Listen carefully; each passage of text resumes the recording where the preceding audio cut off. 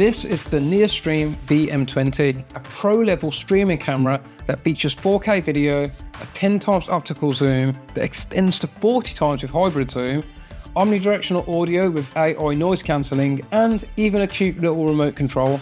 Now this is one heck of a feature-packed camera, and that is reflected in the price. It costs around $300 or £220 brand new. Now that is a far cry from what you would spend on a mirrorless camera. And sure, you're going to get much better image quality on a mirrorless camera because you can change the lenses, you've usually got a bigger sensor, but my mirrorless cameras can't do this.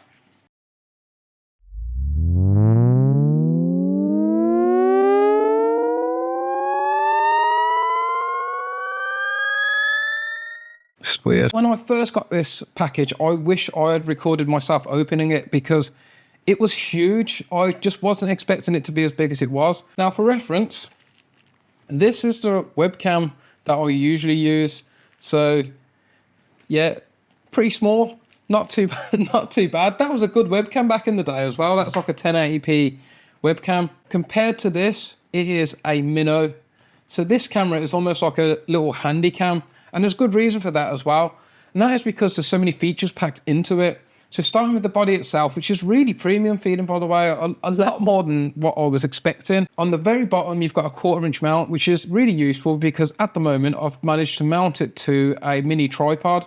Now a 1/4" mount will be, if you're new to streaming or content creation with cameras and that, basically you can get a tripod and you can connect your camera to a tripod, and almost all of them have a 1/4" mount. So having that on this camera is very, very useful. If you didn't want to use it with that, there is a nice sort of rubber surface on there as well. So you could just rest the camera, but then you're going to struggle to get views and angles and stuff. On the back of the camera is where most of the action takes place.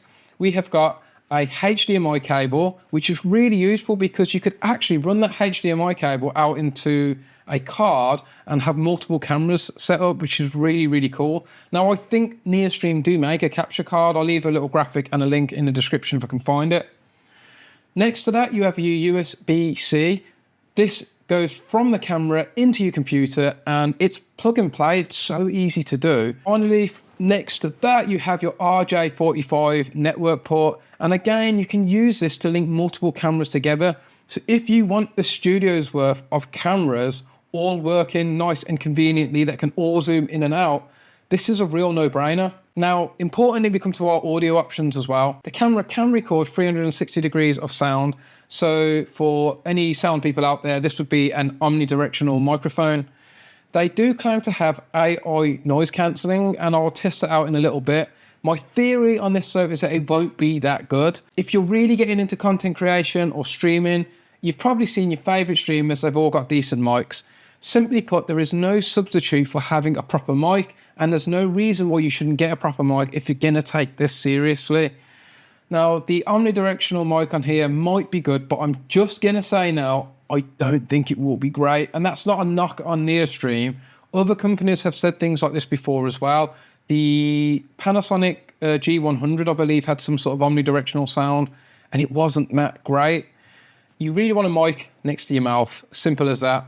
Now that being said, on the back of the camera, there is actually a port to plug a microphone in. Now it's not like an XLR port, but it is more than enough to fit many different types of microphones. And I've actually got a Rode microphone linked up to it at the moment. Now, typically, if you're going to be doing streaming, I would highly recommend getting a wired connection so there's no dropouts. If you're going to be sitting for a long time, you don't want to be changing or charging microphones all the time. This is the audio test without a microphone plugged into it.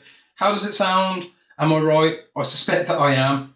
But it's not a knock on NearStream. I suspect that the AI noise cancellation is actually working as well. It's probably just hard to tell what's been isolated versus the sound quality, if that makes sense. So I imagine it is sort of funneling out unwanted sort of white noise and things like that. But the audio quality of a camera which is about 3 feet away from me isn't going to sound as good as having a dedicated microphone set up. If you are streaming, get a good microphone. It will make all the difference. Now, in terms of image quality, how does this look to your eye? It is 4K, but people don't conflate 4K with good image quality. Good image quality is decided on a lot of things, sensor technology, bitrate, all sorts of things. I suspect that even though this camera is auto adjusting its exposure, it's probably going to want more light. Now, I've currently got this video exposed for my A camera in front of me, which is my Lumix camera. This is the NearStream on the left-hand side. So what I want to do is take the brightness up and see if the image quality improves, because realistically, if you're going to get a camera, you're going to be making your lighting decisions around that camera.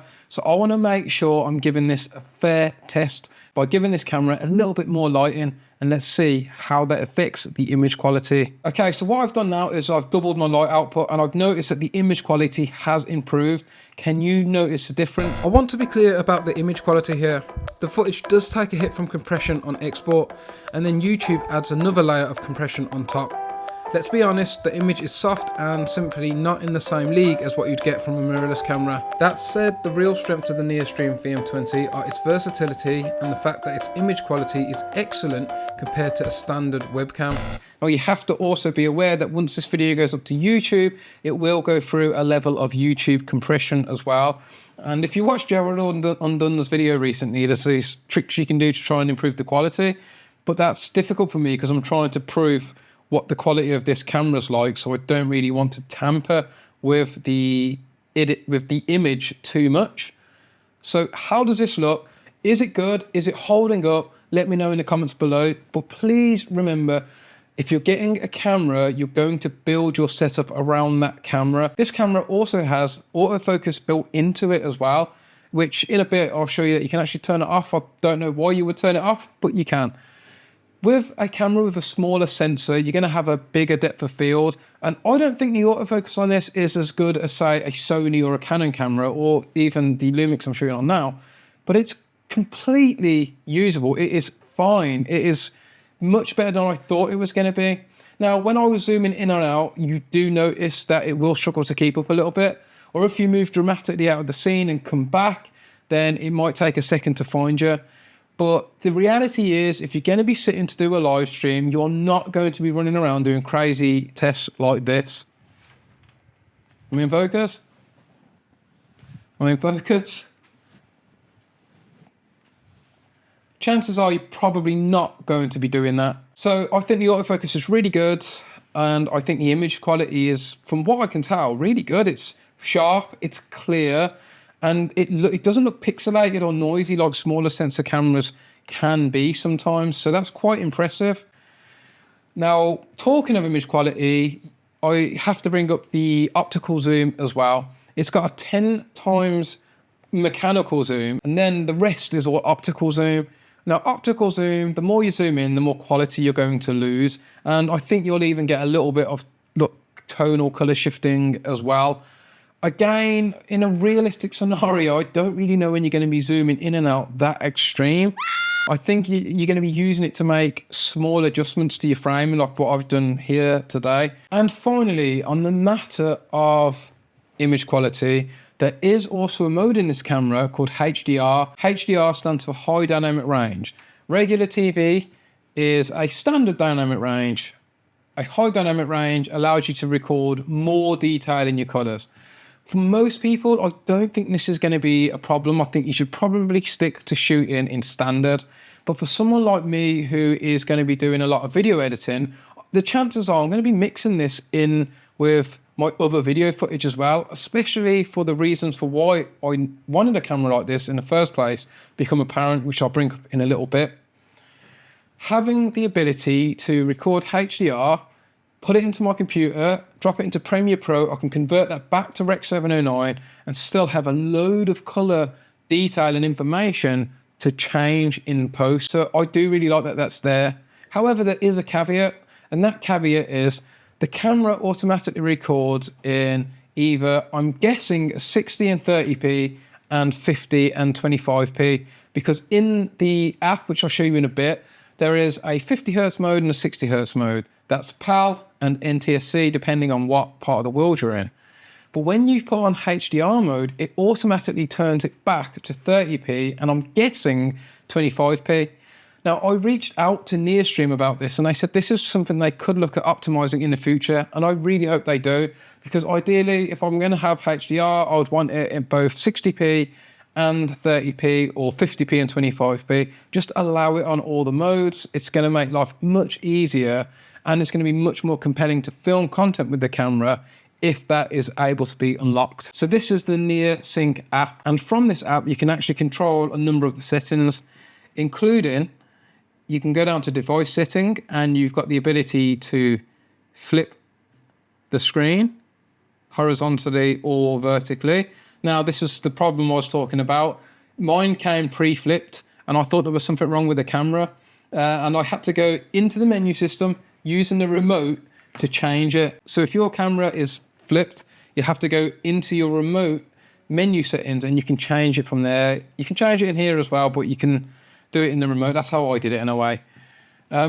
Next, you'll find you can turn autofocus on or off. Sometimes turning autofocus off can be good. If you're not going to move, then you don't have to ever worry about your autofocus jumping around. But for a camera like this, with a smaller sensor, a deeper depth of field, very clear and sharp, capable autofocus, I would just leave it on. And you've got audio enable. Again, if you're going to run a mic through the camera, I'd leave audio on. Then we've got video settings. Now, to my eye, I would say this camera is maybe a tad oversaturated. So you can take the saturation down if you want. Say, maybe that's a little bit undersaturated. I want to leave it at 50 for now. And you can also change your brightness, your contrast, and your hue. Now, over here on the right-hand side, you're going to see the 50 Hertz and the 60 Hertz mode that I talked about. And you'll also see that I'm recording in HDR. And finally, we have device update. And from here, you can simply update your firmware. It's really, really simple to do. It's a simple app. I do wish there was some more controls. I wouldn't necessarily expect there to be as in-depth controls as my sort of pro cameras, but things like maybe changing the ISO. I'm sure you can do all these in third-party apps, and it's just my sort of ignorance. Because I know in OBS you can change your video settings and that as well. So maybe that's where you change those controls. But otherwise, I would be used to seeing sort of ISO controls and all sorts of stuff.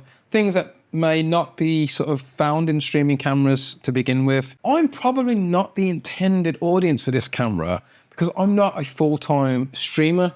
However, I find it exceptionally difficult to stay on top of breaking news or trending topics within the film and camera industry because I'm usually using my cameras for work. I'm either working on professional projects, spec projects, and create other creative adventures.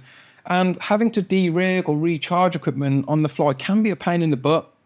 But having a camera permanently set up in my future office and studio, keep tuned, would be great. It would incentivize me much more to actually go in and make a video quickly when needed. In my new studio, eventually I'm going to have a permanent setup. This camera will play a key part in that, including the live streams that I'm going to be doing onto this channel. So again, stay tuned. Overall, so far, I'm really impressed with this system. I could totally see how you would hook up a whole studio with these cameras because they're so useful.